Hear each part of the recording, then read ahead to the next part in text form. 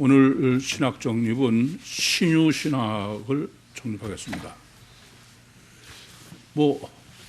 오늘 본문 자체가 신유고 또 신유 신학을 설교에서도 다 정립을 했습니다. 그럼에도 불구하고 제가 지금 또 신유 신학을 정립하겠다는 것은 이건 또 정립해도 모자랄 만큼 절대로 중요해요. 절대로 중요합니다. 근본적으로 병이 들면 낫고 이런 게 중요한 건 줄 아는데 신유 신학이라는 개념 자체는 아예 없어요. 그냥 고친 결과에만 덜 빠져가지고 그래서 어떻게 됐든 결과적으로 자기 불치병만 나면 된다. 그런 생각이 팽배해 있어요. 참 육체 우선이요 가시적 결과만이 절대고 자기 중심적인 원죄의 아담 후손다운 생각입니다.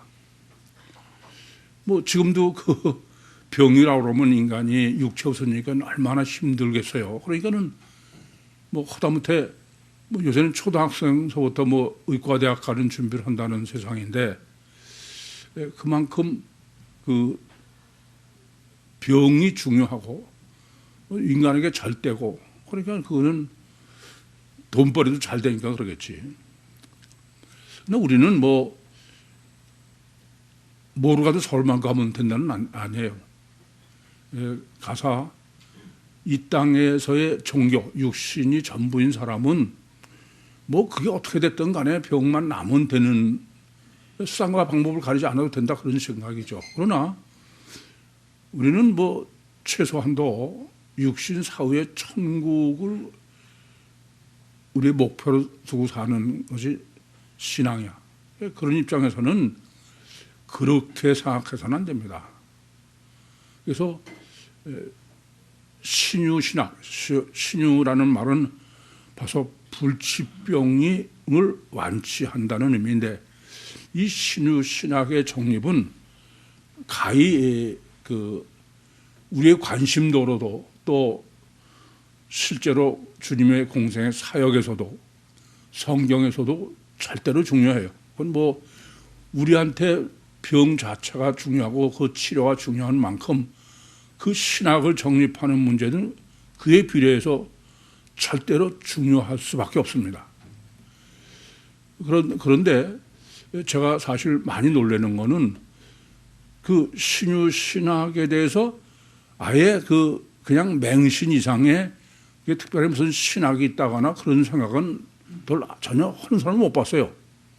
그러니까 사각산에 가서 기도를 하든 어떻든 간에 자기가 능력이 나타나는 그거에만 초점이 있고 그러한 능력으로 자기 병 고치는 데만 관심이 있지 실제로 신유란 이 신비하게 능력으로 병을 고치는 것으로 우리가 정립해야 신학에 대해서는 아예 관심이 없다. 그런 점이 참 심각한 문제입니다. 우선 신유 신학을 정립하려면은 그냥 막연하게 신유다 그러니까는 안 되는 거예요. 아마 제 생각에는 제가 신유 신학을 정립하게 된 것도 이미 성경을 전체로 볼 수 있는 그런 안목이 있었던 것이고 그러니까는 신유도 어떤 시각에서 볼 거냐 하는 것을 저절로 생각하게 된 것 같아요. 근데 다른 사람은 그런 생각을 전혀 하지 않습니다. 대표적인 게 이렇게 주님의 신유 사역이 중요하면 그러면 최소한도 주님이 병을 고치셨다는 그 신유의 사건들을 전부 꺼내놔 봐야 돼요.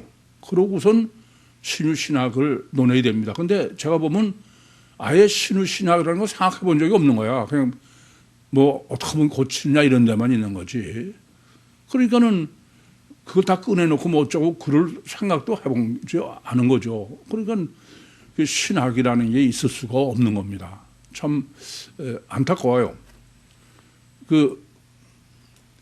우리가 신학을 정립할 때는 항상 모순이 되지 않나, 전체는 어떤가, 이런 제 표현대로는 코끼리를 전제로 해서 생각해야 됩니다.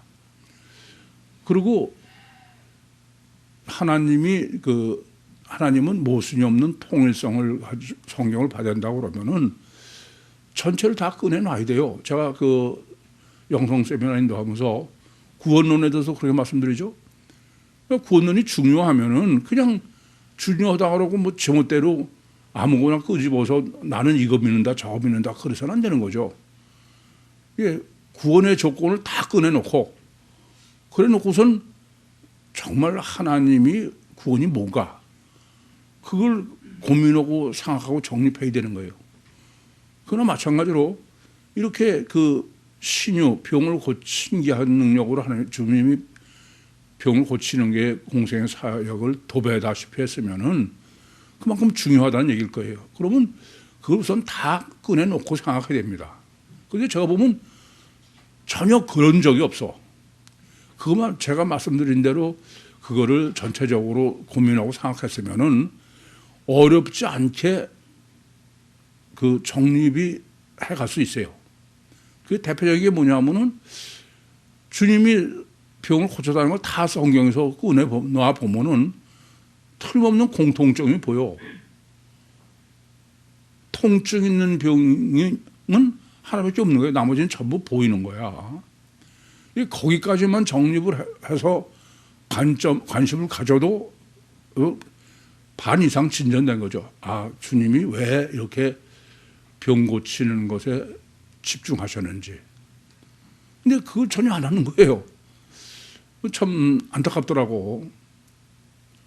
그래서 제가 그 병 중에는 통증 있는 병과 장애가 있는데 어느 게 더 힘드냐 그렇게 질문해봐도 그걸 생각을 안 해. 그 질문 그때만 생각해봐가지고는 제대로 답도 물론 못하죠. 그런데 우선 여러분부터 바로 아셔야 돼. 병은 겉으로는 치료되기 전이나 치료되기 후나 전혀 구별할 수 없는 그 통증이 있는 병이 더 어려운 거예요. 가장 그게 힘든 겁니다. 근데 주님은 그런 통증 있는 병의 치료는 베드로의 장모 열병 고쳐준 것밖에 없어. 그것도 그냥 고쳐주신 게 아니야. 마가복음에 보면 제자들이 이게 좀 주님 좀 고쳐주십시오 이렇게 사정해서 마지 못해서 하신다. 그런 의미로 성경이 베드로 장모의 열병 치료를 기록하고 있어요. 다른 거는 일부러 주님이 찾아다니시면서 치료를 하신다. 그렇게 보시면 됩니다. 예컨대 뭐 실로암에서 눈을 뜨게 한 사람도 주님이 찾아가신 거나 마찬가지야. 또 베데스다에서 38년 동안 앓은 사람을 고치는 것도, 나인성 과부를 일으키는 것도, 이런 모든 거는 주님이 신유로 역사하시기 전과 그 후가 육안으로 보이는 거로 완전히 구별되는 거예요. 그 전과 그 후가. 그렇게 해서부터 생각을 해야죠. 그런데 전혀 그런 생각을 안 해. 참 제가 보면 안타까워. 하나님 말씀이라고 하면서 그걸 하나님 말씀이라고 그러나 그런 생각이 들 정도예요. 여러분은 이제부터는 뭐 성경 보시면은 의뢰 그런 그 신유 역사가 있거나 그러면은 보이는 것에다라는 것부터 관심을 가지실 것으로 여겨져요. 이제 그렇게 되면은 병도 여러 가지예요. 고치시는 걸 이건 왜 이렇게 하셨나? 또 이거는 이 병은 어떤 의미로 설정하셨나? 이런 게 자꾸 더 깊어지고 넓어져요. 그렇지 않고 그냥 아무 생각 없이 뭐 목적이 어디에 썼든 간에 쓰였든 간에 그냥 주님은 뭐 능력이 많으시고 사랑이 많으셔서 뭐 병자를 고치셨다. 이런 거로 감동이나 주려고 해서는 참 곤란하죠. 참 주님은 하나 더 그래서 참고를 말씀드리고 주님은 모든 게 로고스야. 모든 게. 아시겠어요? 주님은 숨을 쉬어도 로고스고 식사를 하셔도 로고스고 걸어가셔도 로고스야. 그런 거지. 그건 로고스로 보지 않고 그냥 뭐 우연히 뭐가 벌어졌네. 그건 참 곤란한 얘기예요. 그래서 지난번에도 제자들을 부르시는 것도 그 로고스로 보면 이제 간단한 얘기가 아닌 거예요.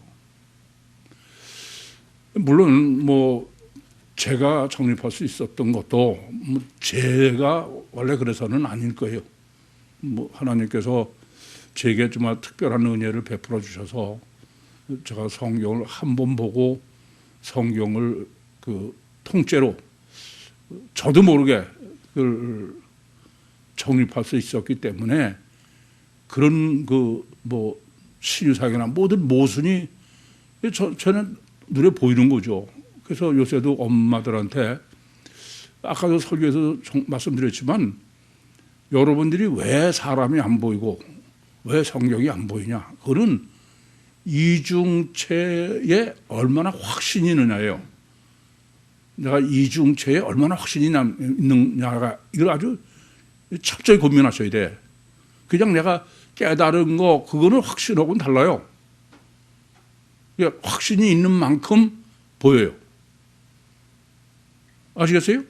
확신이 있는 만큼 분별되는 거야. 그건 사람도 그래야 보고. 생각해 보세요. 사람이 이중체인데 내가 이중체에 확신이 있으면 이중체로 보러 들어. 근데 이중체라고 입으른 거라도 자기는 단일체로 있으면은 그럼 이중체를 아무래도 아예 보러 들지도 않고 보지 않는 거예요. 그래서 제가 엄마들하고 상담하면서도 항상 하는 얘기야. 이중체로 더 정립해라. 확신이 있어야 된다. 이중체라는 거는 겉에는 뭐 말할 것도 없어. 그냥 보면 다 아는 건데. 근데 문제는 안 보이는 속의 영이 얼마나 실제냐. 그게 이중체 아닙니까? 그건 확신에 속해요. 맹신에 속하는 게 아니고 내가 정립해서 그냥 할수록에 그 영이 실체가 되고 그게 보이는 거지. 그렇지 않고는 그건 안 보여. 신유도 마찬가지예요. 그냥 껍데기만 보고 하면은 맨날 뭐 병나서 은혜 받았다 그러는 사람밖에 할 게 없어. 신유 신학의 정립이 불가능하다. 그 점을 깊이 아셔야 되겠습니다.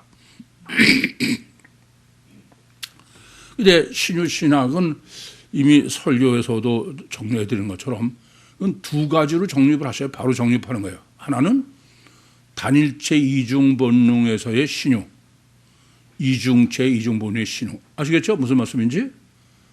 단일체 이중본능에도 왜냐하면 주님이 공생애 때에 그 신유 사역을 하신 대상은 단일체 이중본능이지 그 사람들이 이중체 가치관을 가진 사람이 아니에요.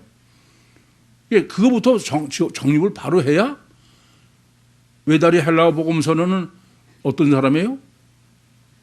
그건 여러분이 되든 안 되든 여러분은 이중체 이중본능의 가치관으로 사람도 보고 성경도 본다는 전제예요. 따라서 신유 신학을 올바로 정립하려면은 이렇게 단일체 이중 본능의 신유 신학과 이중체 이중 본능의 신유 신학을 다 같이 정립해야 신유 신학을 제대로 정립할 수 있다. 그게 오늘 본문의 요구죠. 그건 아시죠? 본문이 23절에 주님이 병을 치료하고 또 하나는 약한 것을, 병자가 아니고 약한 사람이 아닙니다. 이것을 전제로 이제 두 가지 신유 신학을 정립하시면은 상당히 여러분이 성경에서 신유의 그 개념이나 신학이 굉장히 명료해질 거로 여겨져요. 우선 아셔야 될 것은 신유가 뭐냐? 신유는 그냥 신경의 병 고친다는 게 아니라 주님이 뭐 심심해서 그런 거잖아. 어떤 거예요? 불치병이야, 불치병. 이게 하다 안 돼서 그러서 오는 거죠. 아시겠죠? 그게 불치병의 대신 또 하나는 뭐예요? 완치야, 완치. 그 주님이 불치병을 고치시는 것은 고치시고 났는데 나중에 가니까 또 뭐 아니더라. 그런 일은 없어요. 하나님은 그런 일을 안 하셔. 그래 안 그래요? 뿐만 아니라 이방 지금 신유 때문에 말씀을 드리면은 많은 이런 것에 오해가 있어요. 첫째, 방금 말씀드렸지만 하나님이 하고 성령이 하셨으면은 안 하시면 몰라. 하시면 어떻게 해요? 완치해요.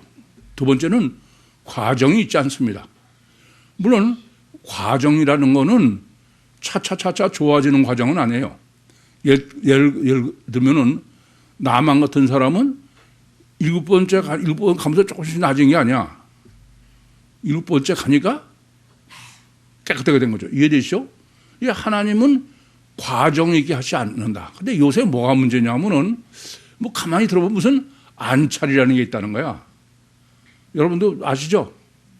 그건 자꾸 때려가지고서 점점 낫다는 거예요. 그거는 절대로 그건 성령의 역사도 아니고 그건 신유가 아니에요. 뭐 제가 그 전에 청주에 가서 영성 세미나를 인도했는데 거기서 그 영성 세미나를 받은 사람이 자기 동생을 보여주는데 정신질환자예요. 그래서 뭐 기도원에 갔다 놨다는데 기도원에서 얼마나 때렸는지 등이 그냥 완전히 아주 끔찍해.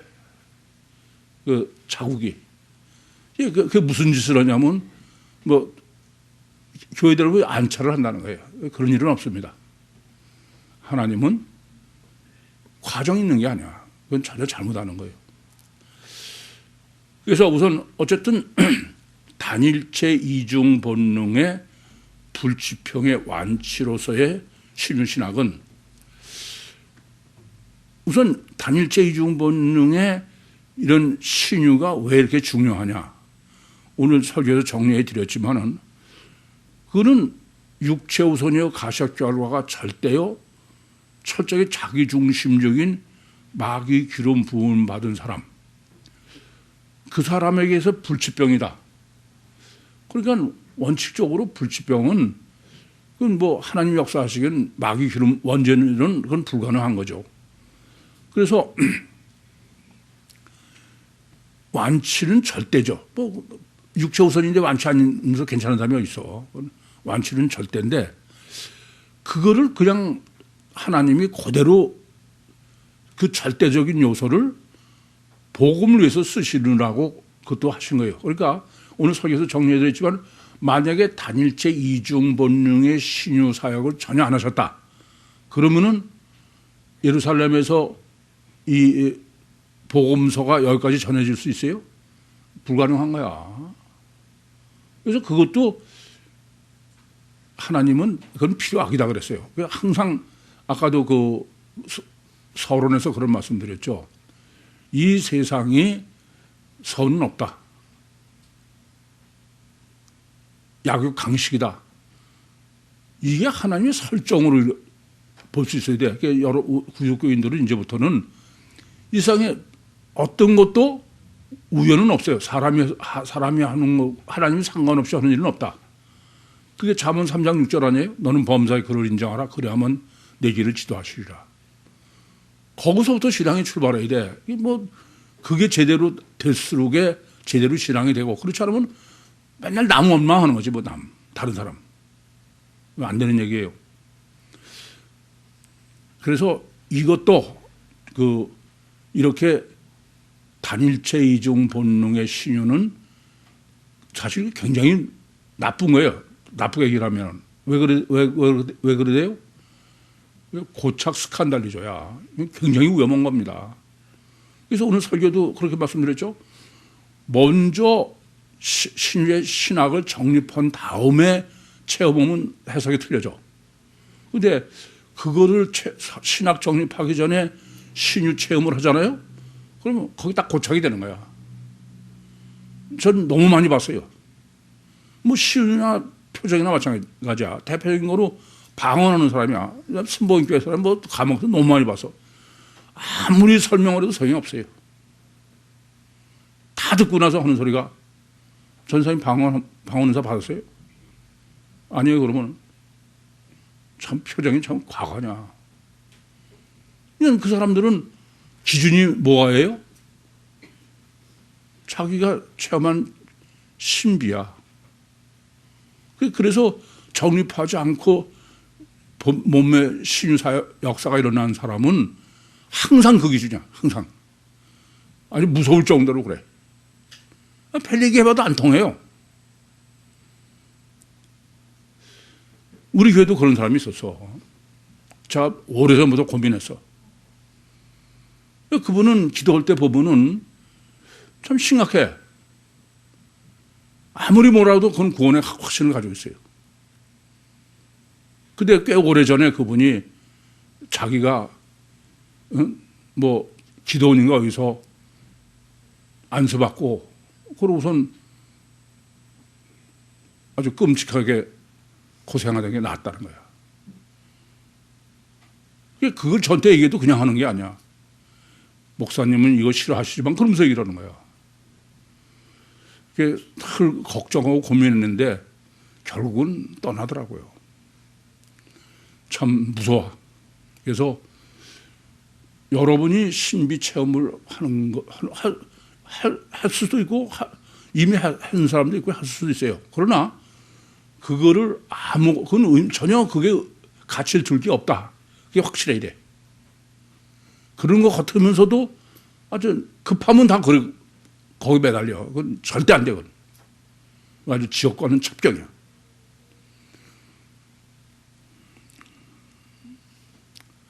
그래서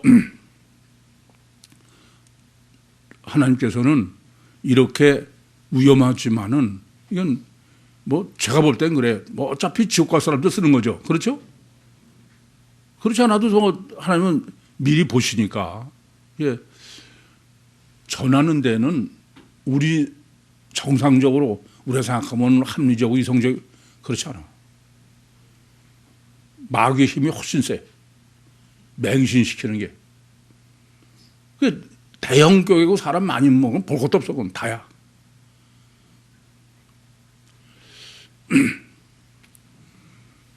그래서 단일체 이중 본능으로 그래서 하나님은 이렇게 이것도 왜 쓰시느냐 그것도 알아야 돼요. 그건 뭐냐면 오늘 정립해주면 여전히 단일체 이중 본능에 마귀가 하더라도 신은 실제로 있는 거죠. 그렇지 않습니까? 신이 살아있는 거예요. 그걸 증거하시는 거예요. 그러니까 필요 악을 통해서도 하나님은 선을 이루셔. 그거를 봐야지 그건 안 보고선 결과만 매달리면 그건 심각한 얘기죠. 또 영이 실체다. 그건 뭐 제가 다른 사람보다 얘기하면요. 일부러 저는 무당 얘기를 해. 안 믿는 사람한테. 그전에 저 박 집사님 아버님하고도 내가 그런 얘기를 했어요. 그분이 그건 납득하는 거야. 이 점을 깊이 하셔야 돼요. 그러면서 다만 이제 그분은 그런 용어는 어떠냐면 신비죠. 이성적으로 납득이 되는 게 아닙니다. 그냥 그 케이스로 그것만 맹신하는 거야. 상당히 위험한 것이죠.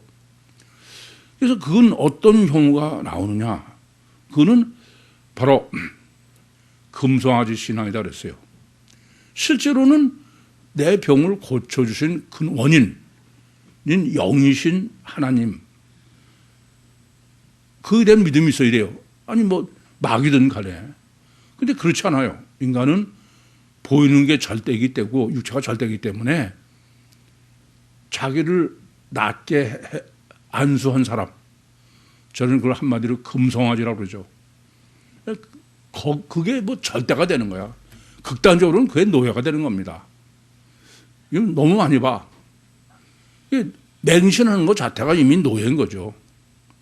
그래서 맹신맹종하고 그럼 그런 그 사람의 능력은 어떤 거냐? 그건 자기 능력이 아니야. 노예의 능력이지. 한마디로. 이게 뭐 그 소위 은사자라는 목사들을 목회하는 거 보면은 가보면 참 어처구니가 없어요. 제가 보면 뭐 도저히 말도 안 되는 게 그냥 막 통해. 그런 게 저 어떻게 너무 뻔뻔스럽고 근데 그렇게 하는 사람은 또 어떻게 하냐면 그게 아주 끔찍하게 잘 위하는 거야. 참 심각한 문제죠. 이게 제가 보면 그는 무슨 능력이냐면 그렇게 해서 생긴 능력은 노예의 능력이에요. 노예 능력이 어떤 건지 아시죠? 세월호 같은 능력이다 이거야.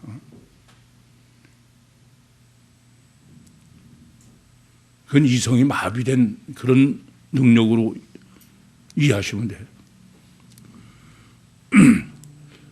그래서 근데 이제 이게 어떤 게 문제가 되느냐면은 단지 이중 본능의 불치병 완치의 신유는 그는 결국 그 육체를 위한 거예요. 그렇죠?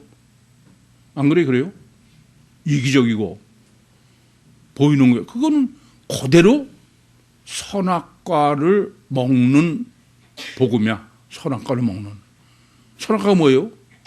육체 우선의 맞춤형, 보이는 것에 맞춤형, 자기 육체를 위해서 이기적인 데 맞춤형. 그게 마귀가 바라는 거죠. 그야말로 이렇게 단일체의 맹신적, 맹종적 신유는 원죄가 목적이야. 그렇게 보면. 그런 걸 아셔야 돼. 그러면 사람은 어떻게 되느냐? 사람은 보기만 사람이 사람이 아니야. 저는 세월호를 생각할 적마다 특별히 우린 그 놀이학교를 운영하면서 참 너무 가슴이 아파. 제가 놀이학교 엄마한테도 항상 이런 얘기를 해. 여러분도 이건 꼭 아세요. 여러분 자녀는 절대 잘못이 없어. 그건 여러분이 잘못한 거야. 자녀는 잘못 없어요. 내가 잘못 키운 거지. 명심하셔야 돼. 놀이 그 세월호에서 빠져 죽은 애들이 무슨 잘못이 있어? 그렇게 키워서 그런 거야. 노예로. 맹신맹종하게 하니까. 근데 생각할수록 정말 납득이 안 되는 거죠. 이제 배가 기울어서 다 죽어가. 그러면서도 그 사람입니까? 그래서 분별력을 자꾸 말씀드리지만 분별력이 상실되면 그거는 동물보다 더 무서운 게 인간이야. 절대 안 돼, 그건. 저는 애들이고 여러분이고 간에 제 첫 번째 기준이 항상 이 사람이 도대체 어떤 분별력을 가지고 있나. 그래서 이것은 이렇게 단일체 이중본의의 신유는 목적 자체가 육체를 구원하는 거예요. 그래 안 그래요? 그러니까 유신 종교죠. 박애주의 이런 게 딱 맞는 거야, 그게. 육신을 사랑하고.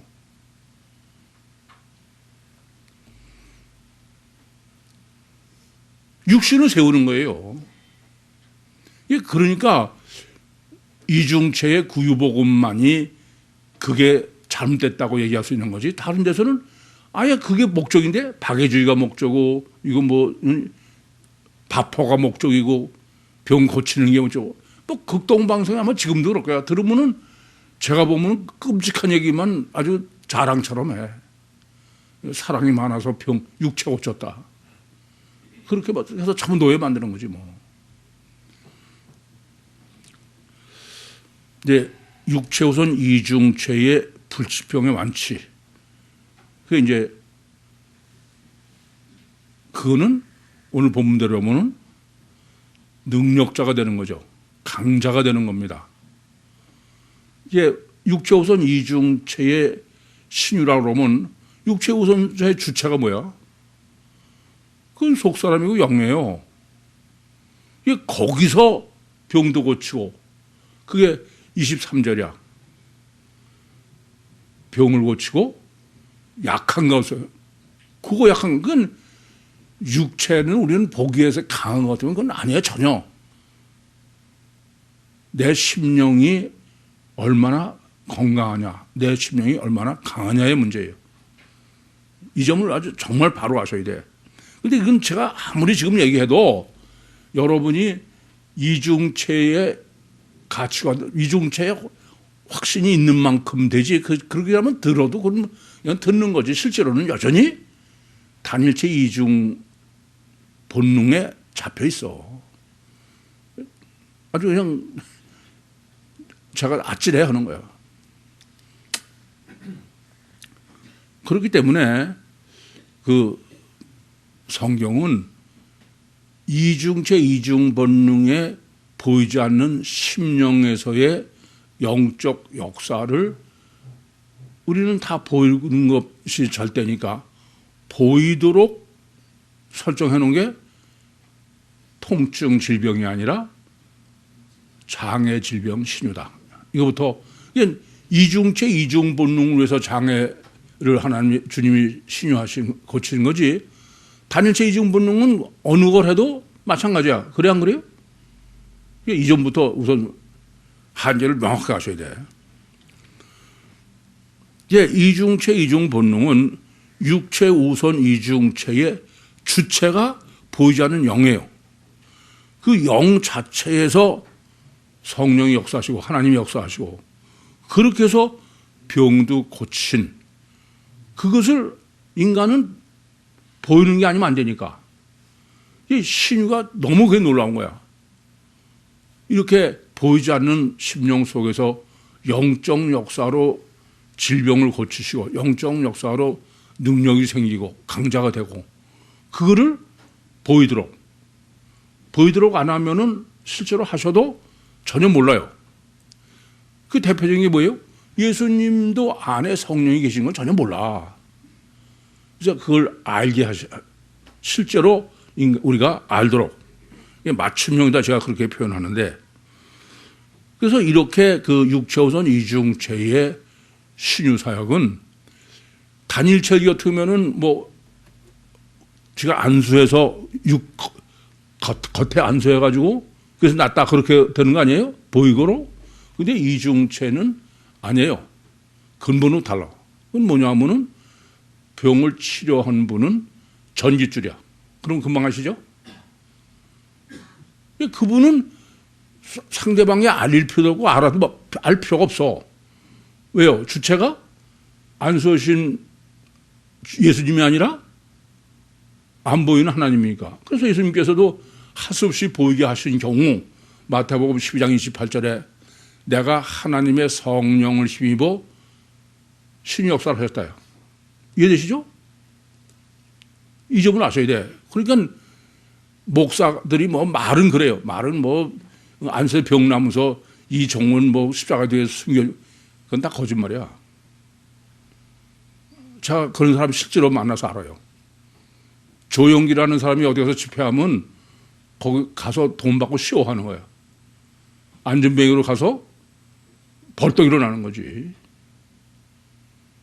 주님은 절대 어디 가서 나팔 불지 말라고 그러시는데 왜 그러세요? 보이는 건 안 되고 그건 전깃줄이다 이겁니다. 이 점을 아주 명심하셔야 돼. 그래서 정말 이중체 이중본능의 하나님의 역사는 나는 되도록이면 없어져야 돼. 목사가 자꾸 존경받고 그러면 절대 안 되는 거야. 그냥. 어쨌든 보이는 건 안 돼. 꼬꼬지도 안 되고 그건 다 방해가 되는 거야. 그래서 주님께서도 그 4명이 중풍자 하나 데려온 사람에 대해서도 주님이 지금 보이지 않는 주님이 죄 사는지 안 하는지 보여요? 안 보여요? 안 보여요. 그걸 실제로 알게 하기 위해서 너 일어나서 중풍자 상을 들고 가라. 가니까 사람들이 진짜 죄사함 받았네. 다시 말하면 안 보이는 영적 역사를 보이도록 실제가 되도록 하는 게 이중체의 신유다. 그래서 그것은 이중체의 신유는 과학이에요. 이걸 아셔야 돼. 단일체의 신유는 신비입니다. 아무것도 몰라. 그냥 결과로 어떻게 보니까 저 사람이 낫더라. 그런 거예요. 근데 이중체는 원인에서 해서 그 결과로 거치 난 거예요. 그건 논리와 법칙이 완전히 과학이야. 인과율의 법칙. 이해되시죠? 무슨 말씀인지? 근데 이 세상에 어떤 것도 원인은 안 보이는 게 원칙이야. 그래 안 그래요? 이 원인을 실제로 믿게 하려고 그러는데 있다 이거. 그게 과학이다 겁니다.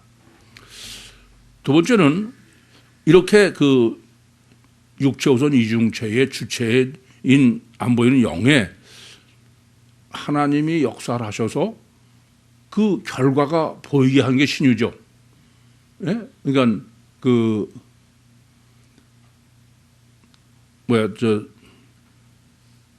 장애 치료예요. 그건 안 보이는 게 보이게 하는 것이죠. 그것은 증거를 하는 거예요. 지금 안 보이는데 안에 실체로 하나님이다. 그게 뭐 길게 말씀 안 드려도 대표적인 게 마태복음 11장 5절이죠.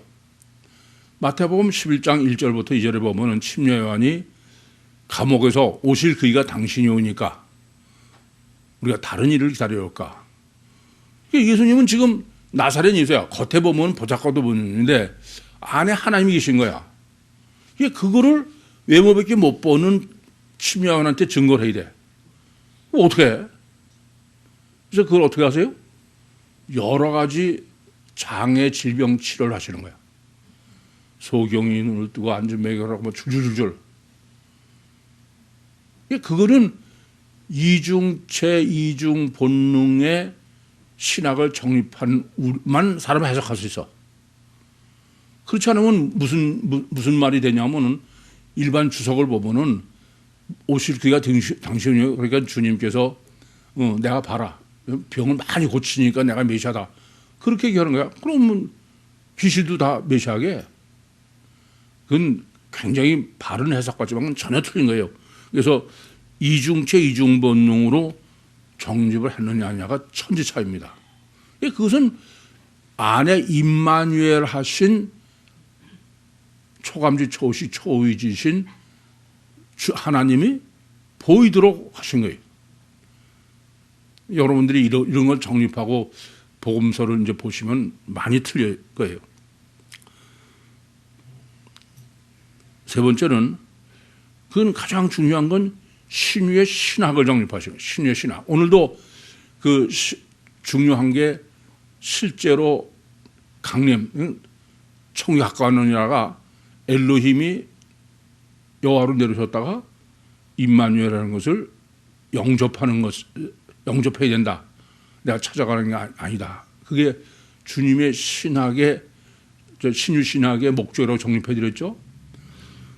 오늘 하나 더는 그것은 바로 구원론의 완전한 계시입니다. 구원이 어떻게 구원을 받느냐. 앞단락에서 그 18절부터 22절에는 주님이 부르셨어요. 인격적으로. 그랬더니 어떻게 해요? 다 육체를 다 부인하고 쫓는 거예요. 육체를 부인하고 쫓는 거지 그냥 쫓는 거는 육체를 쫓는다는 거예요. 육체 부인은 건 뭐냐면은 육체 우선 이중체의 육은 죽고 속의 영이 주님을 쫓는다는 보이는 데의 표현이죠.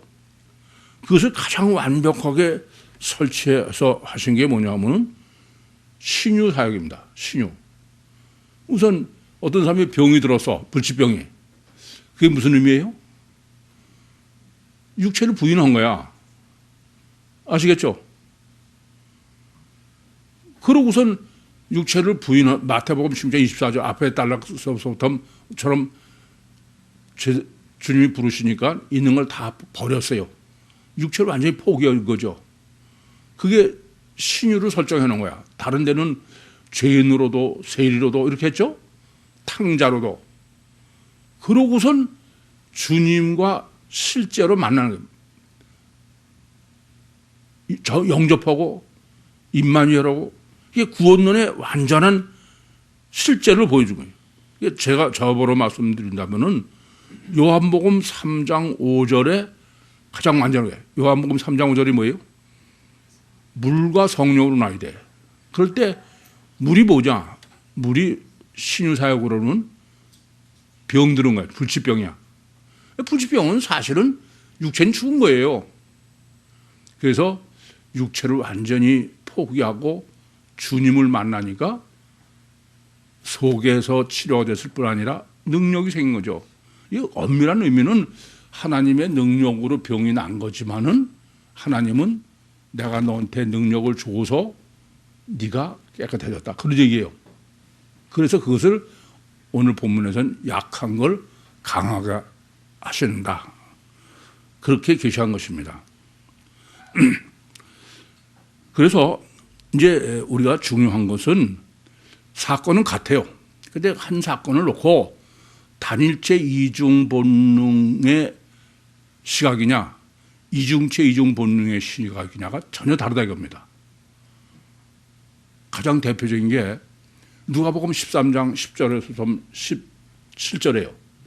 예수님께서 안식일 날 18년 동안 사단에게 매임받은 아브라함의 딸을 안수하셔서 마귀를 내쫓으셨어요. 그렇죠? 사건은 그 하나입니다. 둘이 아니야. 근데 그 사건 하나를 놓고 회당장은 어떤 사람이냐면 단일체 이중 본능이야. 그 사람은 야, 왜 안식일 날 와서 병 고치느냐? 그 사람은 초점은 병 고치는 것만 있는 거야. 예수님이 뭐라고 그래요? 내가 안식일 날 사단에게 매인 이 아브라함의 딸을 사단에서 매였으면 어디서 매인 거야? 심령이 매인 게 겉으로인 거죠. 그러니까 그 회당장은 겉밖에 못 보는 거야. 예수님은 그 매임에서 내가 풀었다게요. 자유를 줬다게요. 근데 그게 왜 안식일에 합당하지 않냐? 이게 우리한테는 굉장히 중요한 거예요. 제가 지금 정립해 드리려고 그러는 거는 사건이 둘이 아니야. 주님의 공생의 사역은 지금 뭐 우리가 이중체 이중 본능으로 하고 단일체 이중 본능으로 한다 그래서 다른 게 아니라 똑같은 게 놓고 어느 쪽으로 지금 우리가 보는 거예요.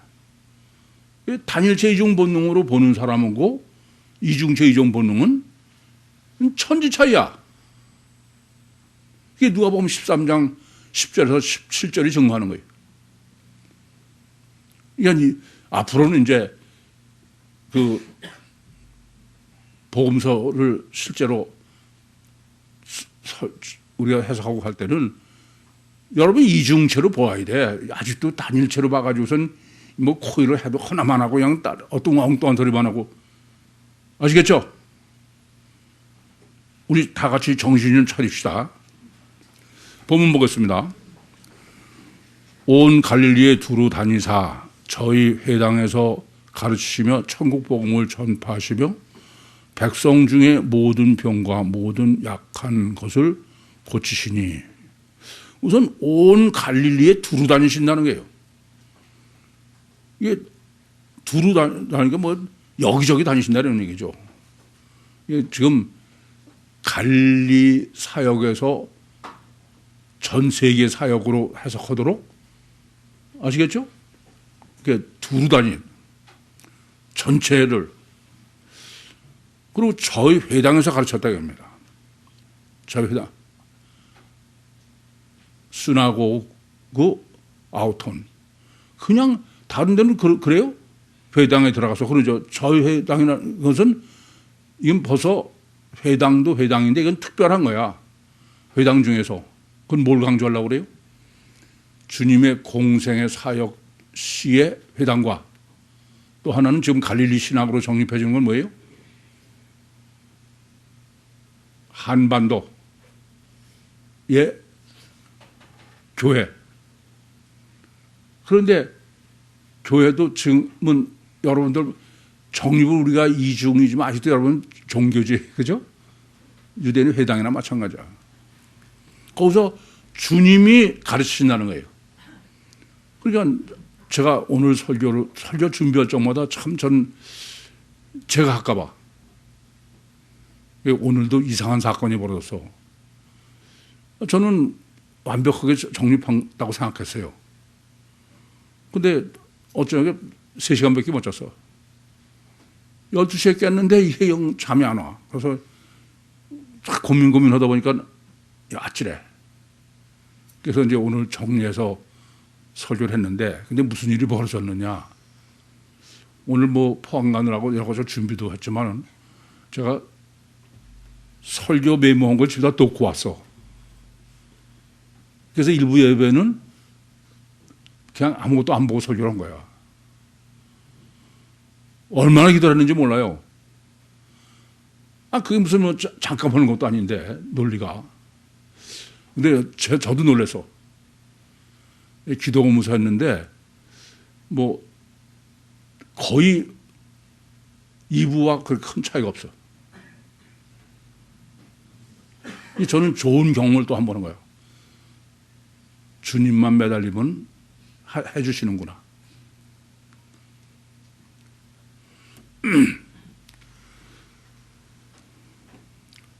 주님이 가르쳐야 돼. 주님이. 아시겠어요? 내 말을 하면 안 돼. 그리고 천국 복음을 전파하신다는 거예요. 이게 천국 복음을 주님이 가르친다거나 그런 게 아니야. 전파라는 거는 그냥 집어 던져버리는 거야. 그러고서 뭐 받을 사람 받아라 이런 의미죠. 그랬더니 백성 중에야. 왜 백성이라고 썼을까요? 라오스라고 썼을 거예요. 그게 흑암에 앉은 백성 알죠? 사망에 앉은 사람. 그러니까 이방인, 코리안 그 중에 이러죠. 모든 약한 거야. 파사스, 말라코스. 파소스, 노소스부터요. 노소스라는 말은 병의 병, 그냥 병 자체. 그걸 테라피를 하셨다는 거야. 또 하나는 지금 말라코스, 약한 거. 약한 게 어떤 약한 거냐면은 왜 기운이 없고 약하고 그런 거보다 이건 꼭 여자 같을. 무슨 말인지 아시죠? 성경은 늘 연약한 사람, 의지가 약하고 이런 사람을 뭐라고 그러냐면은 예루살렘의 딸이라고 그래요. 이제 내적으로 영적으로 능력이 없는 사람을 다르게 말하면 원죄죠. 그것을 치료하셨다 그런 얘기가 됩니다.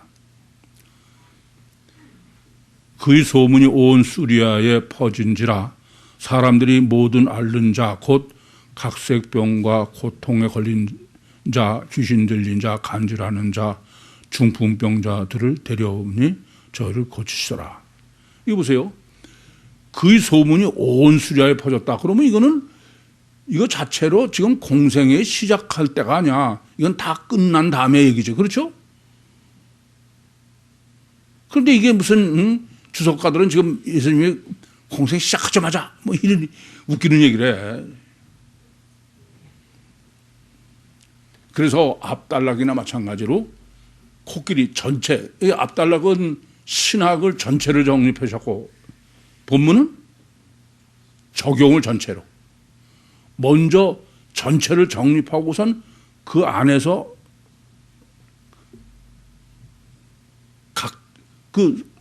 다리들을 정립해라. 이런 거예요. 그게 법칙이야. 그래서 아까도 말씀드렸지만 하나님께서 저로 하여금 그걸 가능케 하시느라고 먼저 성경을 통째로 하게 하신 거예요. 참 생각해서 너무 놀라겠어. 갈릴리와 데가볼리와 예루살렘과 유다와 요단강 건너편에서 커다란 무리가 쫓으니라. 우선 갈릴리와 데가볼리. 우선 앞에도 23절에는 갈릴리고 24절에는 수리아. 그걸 지금 합해놔서 갈릴리와 데가볼리. 그런 거지. 데가볼리라는 말은 10개의 시가, 성이나 시가 10개라는 거야. 그럼 10개면 시가 따로따로지. 그걸 다 합해서 데가볼리라는 말이 어디 있어요, 시가. 근데 웃겨. 그 주석하는 사람들도 데가볼리라는 게 뭐가 어디 있는 거. 어떤 데는 그래. 요단강 이렇게 사방에 흩어져 있는 10개의 시. 그건 문맥으로 보면 갈릴리가 아니고 갈릴리에서 소문이 수리아, 아시아 지역에 다 번진 것을 지금 데가볼리로. 또 한쪽으로는 사도행전 27장, 28장에 가이사랴에서 출항해가지고 지중해를 거쳐서 대상을 거쳐서 태평양을 거쳐서 한반도에 이뤘다. 그걸 다시 리마인드, 다시 생각하게 하는 거야. 요단강 건너편이에요. 그래서 거기에 예루살렘과 유다를 왜 썼냐? 예루살렘과 유다와 만약에 갈릴리와 데가볼리 그러고선 요단강 건너편이라면 그 어디예요? 그건 어딘지 몰라. 그렇잖아요? 그럴까봐 예루살렘과 유다와 요단강 건너편, 그럼 그건 명확하게 가나안 쪽에서 동쪽이죠. 유당. 그것은 바로 12절부터 17절에 정립해 준 항해로 배를 타고서 요단강 동편으로 가는 곳 아시아. 그래서 조금 아까 말씀드렸지만 가이사랴에서 지중해를 거쳐서 또 뭐 이미 지난 거지만 가이사랴에서 출발할 때 원래는 지금 지중해로 가는 건데 맨 처음에 어디로 출발해요? 아시아로 출발하는 걸 한 거야. 시잘데 거꾸로 가는 거지. 시잘데 없이. 그게 다 미리 지금 그 가이사랴에서부터 한반도까지로 정립하도록. 그게 참 다시 한번 사도행전을 정립 안 했더라면 큰일 날 뻔해서. 이런 해석이 전혀 불가능하죠. 예, 꼼짝 못하게 주님이 끌고 가셔. 저를 맹신할 건 아니지만 외다리 헬라어 복음서는 정립이 절대로 안 돼. 실제는 불가능해요. 이제부터 실제로 절대가 돼가게 그렇게 이제 그냥 뭐 그전에도 뭐 이중체 하는 걸 그때는 못 들었는데 지금 들었다. 그런 정도 가지고는 안 돼. 질문 있습니까? 마치겠습니다.